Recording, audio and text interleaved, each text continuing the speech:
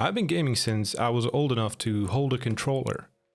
And for the past over 20 years, I've been gaming as a hobby. During my time gaming, I've done a lot.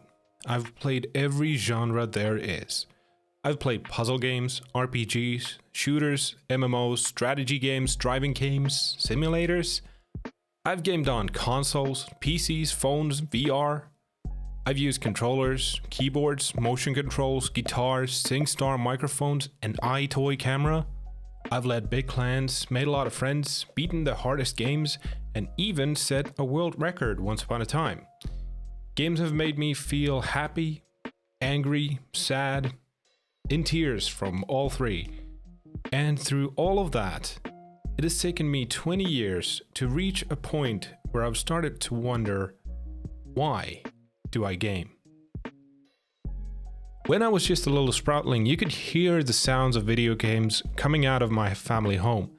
That wasn't me yelling though. Those were my big brothers.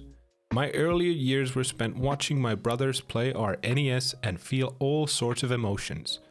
The flashing lights, amount of action, and the joy that my brothers seemed to get out of it got me to pick up the controller myself as soon as I was able. And I never went back. Ever since then, gaming has always been a significant part of my life. Thanks to the very limited offering of Finnish subtitles, I was always subjected to English from basically when I could open my eyes. So I pretty much learned English from video games and movies alongside my native language. Little did I know how important that early foray would prove to be. And as I grew, I kept playing. When I was hanging around with my friends, gaming would be a common pastime. I didn't realize it at the time, but we were constantly being taught problem solving and cooperation skills. The use of comms was teaching communication, and our reaction times and coordination were being challenged, causing them to develop as well. When I wasn't with my real-life friends, I was bringing these same challenges online. Whether it was working together with people and discussing tactics with WoW rating, or more fast-paced decision-making in Counter-Strike, I was always pushing myself further and further, and enjoying myself because I had friends all around the globe to compete against and share my achievements with. Those were the days. As I grew, one aspect became the biggest thing with me and gaming. And that was the fact that gaming is one of the few things that can actually get me to relax. See, I have something of a hyperactive brain. After Googling that term, I noticed that that is an actual thing, so I felt compelled to add that my case is a self-diagnosed one. What that means in practice for me is that it is incredibly difficult for me to relax. If you give me a quiet environment, a comfy bed, and anything else that might generally be considered relaxing, my mind will find 10 things that I should be doing right now. If you give me a menial task to do, like stocking shelves at work, I'll do that. But my mind will be thinking about the next 2 videos I could make and how the shelves should be organized differently. I'm sure this is in no way unique, so if you are like me, my condolences. But the way that this relates to games is that in games, this is usually a good thing. There are so many things you can focus on and think about at the same time, that I can actually get all of my brain to come together and focus on the game. This usually leads me to the closest thing that I can get to relaxation. That is why I will choose a high-paced video game over a massage any day.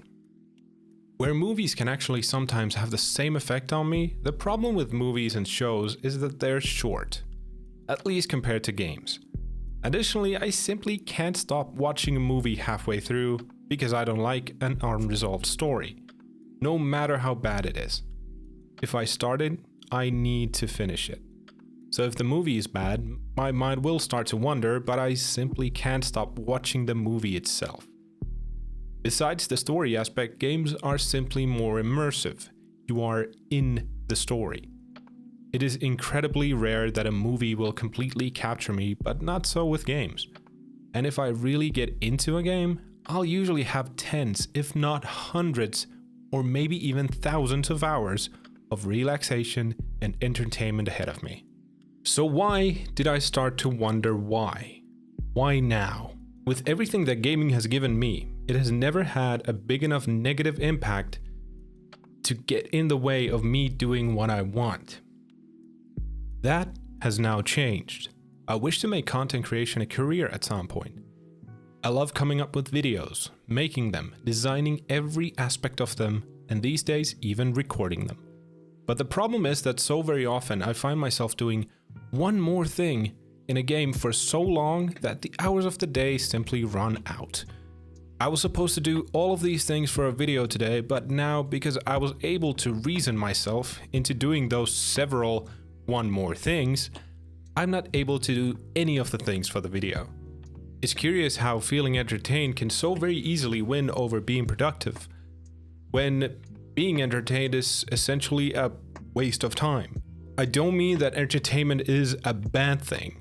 I just mean that it usually doesn't drive you towards your goals. It's fascinating how the mind works, isn't it? You can be entertained and get that dopamine hit while being completely conscious of the fact that you should and want, for that matter, to be doing something else.